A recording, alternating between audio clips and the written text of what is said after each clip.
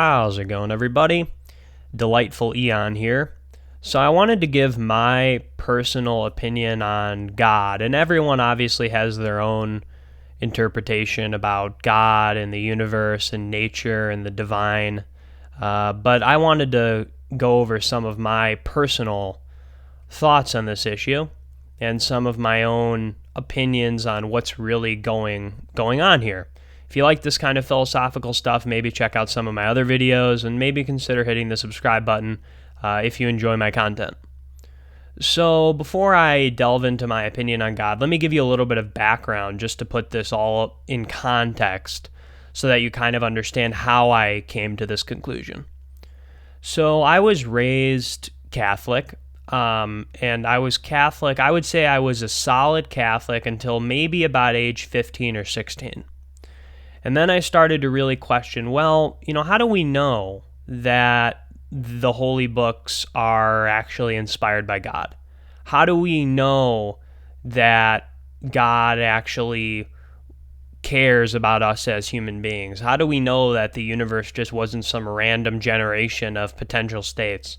And all of these various, deep questions. How did something come from nothing? All of these various deep questions started to come to mind. So I was a solid Catholic up until about age 16. Then I would consider myself like a minor Catholic probably until like age 19. But I was continually exploring these various questions and philosophical concepts and looking at other great thinkers and what their thoughts were on this issue. And over time, I I also had various direct experiences. So I did 2 ayahuasca journeys. I did mushrooms a couple times. I had a direct revelation myself, actually. I'll talk about that in a different video. I know that's a very common saying that you had a direct revelation, but I really believe I did. And basically all of that kind of shaped me to believe what I believe now. So that's kind of my mindset going into this opinion, into this summation I'm about to give of my opinion on God. And take in mind, my opinion could always change. So basically what I believe God is that in the beginning, God was all that was. And a lot of people misconstrue that. They misconstrued that as something that's a good thing. Well, look, God was all powerful in the beginning, right? Let's say God was this small in the beginning. Oh, well, God was still all powerful because even when God was this small, God was all that was. So God was infinitely powerful in a sense because what was God relating himself to? Well, God was all that was. So God was infinitely powerful even when God was this small in the beginning. And the reason that's important is because God was also infinitely alone. God didn't have anyone to share anything with. Anything that God created, God being infinitely wise and infinitely understanding of all possible and future states, God immediately knew that, well, this thing I just made is just another version of me. So back to being alone again, in a sense. So God was infinitely powerful, but also infinitely alone. God of everything, but in a way, God of nothing. Because everything that you create is just all the possible states it's going to take. Everything it could possibly do. You kind of get reduced down to this boring, that's just another version of me I've created. No different than the current state in a sense, because if I'm infinite, everything I create is just more of myself.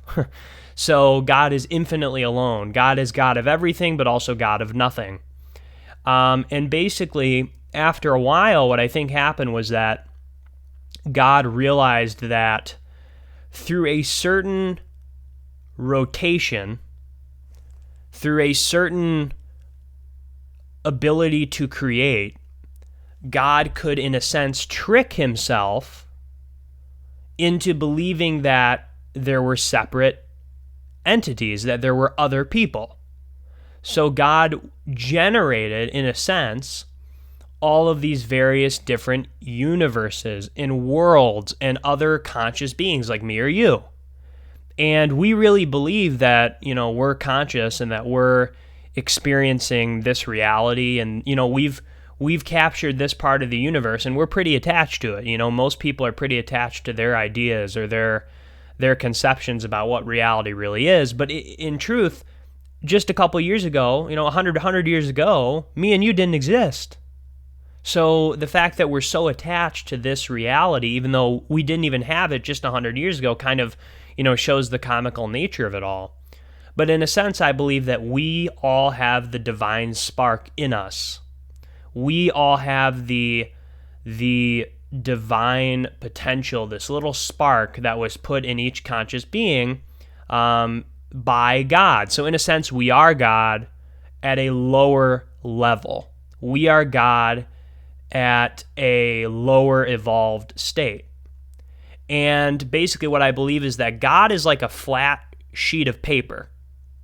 And it spans infinitely far, and basically there's light projecting up from this flat sheet of paper, and the beams are crossing and mixing every possible way, and that is forming shapes.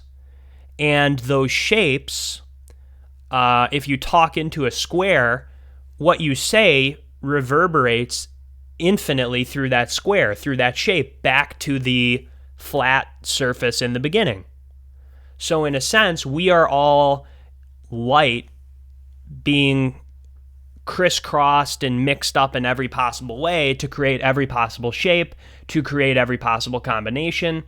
As more and more combinations are created, there is more and more of an ability to understand the relationships between your decisions and how you impact others. So in a sense, as we evolve, we become more intelligent because our ability to relate to ourselves, which we're God, so our ability to relate to our infinite self becomes expanded in a sense.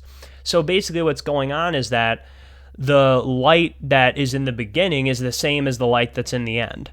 And the second that God started generating these different states, God immediately gets an answer to the question because that's just the nature of God. So the second that God started pushing out light or started pulsating light, or I'm not sure exactly how that mechanism works, but essentially God pulsated light and all of the possible combinations were known immediately because it's a logical system. But what's not known is the space in between the end and the beginning. Like how would separate consciousnesses, believed separate consciousnesses, because we're not really separate, we are God, we are the same thing, but how would we interpret these various states? And that's why there are separate consciousnesses in a sense. So basically this is all a ruse, this whole thing that there's a separate entity out there is a ruse in my view. We are, in a sense, we are God. Now we're at a lower state, right? And the beautiful thing about this picture too is that there really is no limit to how far we can go. We can keep evolving and evolving and evolving and moving closer to God, but we're really never getting any closer because there's infinitely more to explore. So that's kind of the game, is that we can evolve forever. We can move towards God forever, and we'll get closer and closer and closer, but we'll never really be there because we're already there. We already are all that is.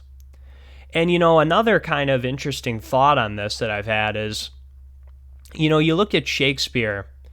He said, "To be or not to be, that is the question, whether 'tis nobler to suffer the slings and arrows of outrageous fortune," or something like that.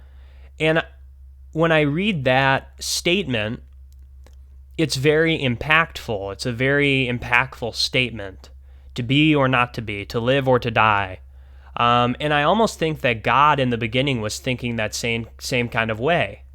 Being infinitely powerful and infinitely connected and infinitely loving, God was still kind of looking around, well, hey, but I'm all that is. I'm kind of alone. I'm God of everything, but I'm also God of nothing. So God suffers through depression and anxiety and all of these feelings that we suffer through equally. God suffers through these exact same thoughts because, in a sense, God is us. But even though God was in this infinitely powerful state, you would think, God, how could someone possibly be, sad in that state? But you're still infinitely alone. Imagine having everything but having no one to share it to, and anyone you generate is just another version of you. So in the beginning, God was infinitely alone. God was infinitely powerful, but infinitely alone. So that's kind of my version on this, is that basically God is a light that's generating combinations and shapes of all possible mixes, this beautiful light, the purest of love. It really is a lovely system. And we're midway through the light. So here's the beginning, the light at the beginning, the God at the beginning. We're midway through this process of evolving towards being God, thinking we're separate. And then you have the end state, quote unquote, but the end never really ends because God is infinite at the beginning because he's all that is. And then it keeps generating more and more and more because there's infinite amount of combinations to generate in the future. So we're always with God infinitely and always, but we're always moving closer and closer, but we're never really getting to the end because there's always more to explore. So that's kind of my version on this, that basically God was alone in the beginning.